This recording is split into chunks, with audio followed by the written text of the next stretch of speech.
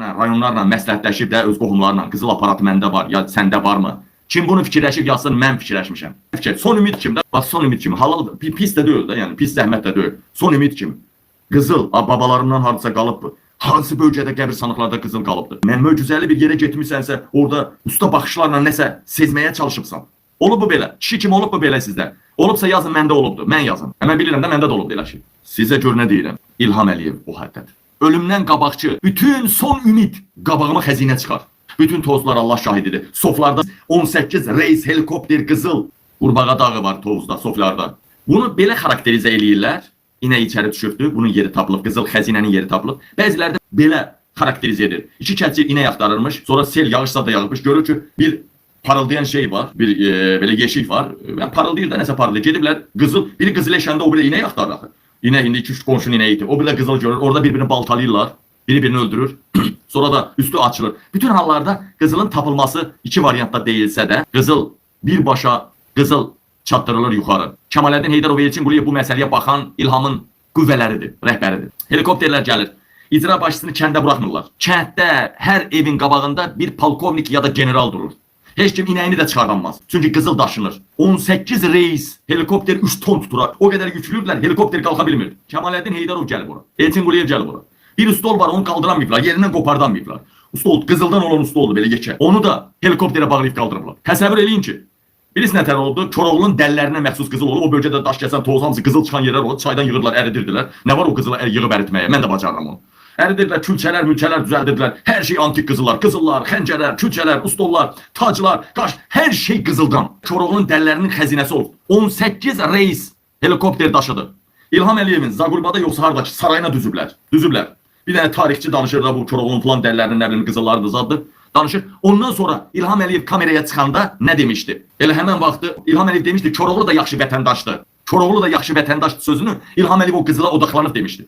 İlham Əliyev o qızıla baxa-baxa özü də hallıymış. Deyib ki, məsələn bu göstərir də bu xəncərin qiyməti, kiloya vursaq, kilo qızıla vursaq qiyməti, məsələn 70.000 dollardır. Amma bunu xəncər kimi, yəni antik əşya kimi satsaq, bunun qiyməti 17 milyondur. Və beləcə danışır da danışır. Və İlham Əliyev də deyir ki, orada deyir, düz mənim o adamın əmisi oğlunun yanında. Mən Koroğlunun nəvəsi mənəm, mənə də qismət olmasın, kimə qismət olsun.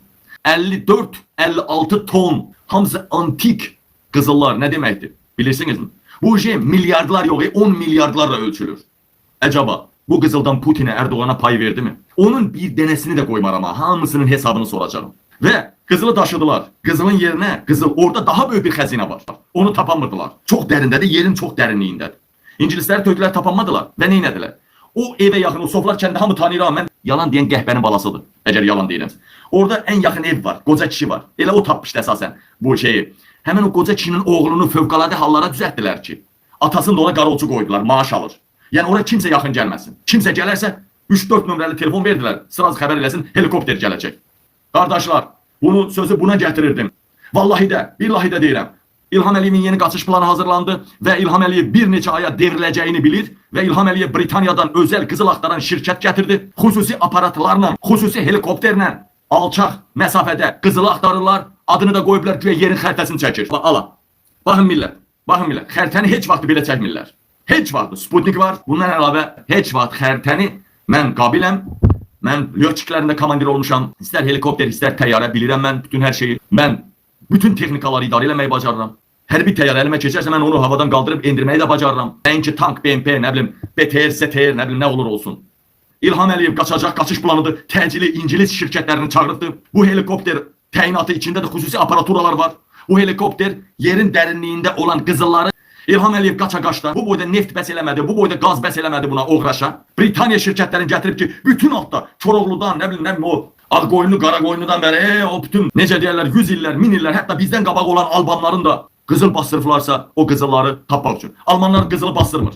Almanlar qızılı nə edir bilirsiniz? Almanlar evin divarını, evi tikəndə divarına, içinə, örüklərin arasına soxur. Biz millət, yəni bizim bölgə millətimiz qızılı yerə bastırır. Tarixən. Baxın qardaşlar, İlham Əliyev, baxın helikopterlə qızıl axtarır. Güya kiçik Qafqazın xəritəsini hazırlayırlar. Dəyərli həmvətənlərim, Britaniya şirkəti gəlib, Britaniya aparatları gətirib, İlham Əliyev ölkədə bütün Koroğludan, Koroğlunun dəllərindən qalan bütün qızılları İlham Əliyev çıxartmaq istəyir. 56 ton Soflardan çıxartdığı qızıl İlham Əliyevi dəli eləyib. Ulu körpünün başından çıxan qızılı demirəm.